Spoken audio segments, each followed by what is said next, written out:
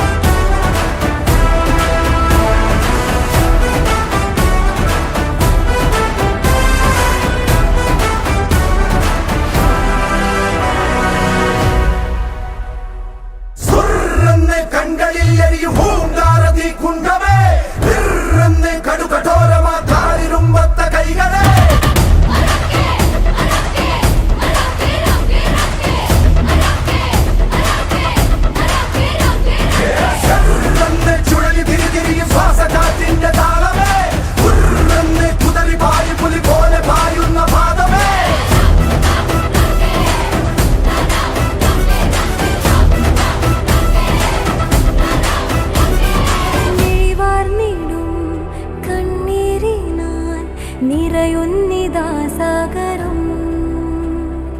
എരിവേനലിൻ ഇടനെഞ്ചിൽ നീ പകരുന്നുവോ സാന്ത്വനം.